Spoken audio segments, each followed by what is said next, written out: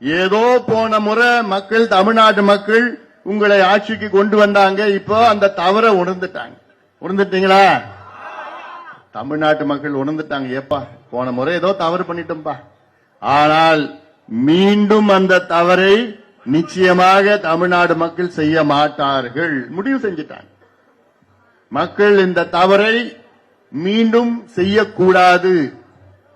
இதனால்தான் ஒரு நடைபயணத்தை நான் மேற்கொண்டிருக்கின்றேன்.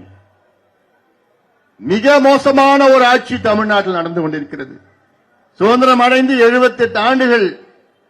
இந்த 78 ஆண்டுகளுக்கு பிறகு தமிழ்நாட்டிலே நடக்கின்ற மோசமான ஆட்சி இப்பொழுதுதான். இப்படி எங்க பார்த்தாலும் லஞ்சம், ஊழல், நாடகம், விளம்பரம், எங்க பார்த்தாலும் விளம்பரம் விளம்பரம் விளம்பரம். கோடிக்கணக்கான மக்கள் பணத்தை, வரி பணத்தை இவங்க விளம்பரம் செஞ்சிட்டு இருக்கிறாங்க. உங்களுடன் ஸ்டாலின் இப்படின்னு ஒரு திட்டம். என்ன திட்டம் அது? முகாம் நடத்துவாங்களா? அந்த முகாம்ல உங்க குறையெல்லாம் வந்து அங்க தீர்ப்பான்கலாம். ஏயா 4.5 வருஷமா என்னையா பண்ணிட்டு இருந்த? 4.5 ஆண்டு காலம் என்ன பண்ணீங்க? இவ்வளவு காலமா? அடுத்த 4 மாசம் தான் நீங்க இருக்க போறீங்க. நீங்க யாரு குறையா தீர்க்க போறீங்க? 4.5 ஆண்டு காலம் தீர்க்காத குறைகள் அடுத்த 4 மாதத்துல உங்களால தீர்க்க முடியுமா?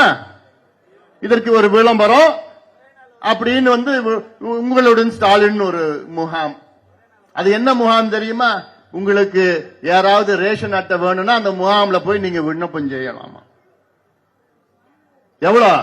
4.5 வருஷம் விட்டுட்டானுங்க. அடுத்த 4 மாசத்துல கொடுத்துருவாங்களா? கொடுத்துருவாங்க.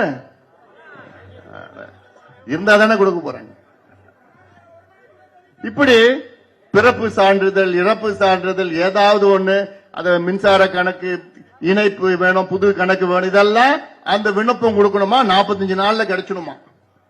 யாரையா ஏமாத்துறீங்க?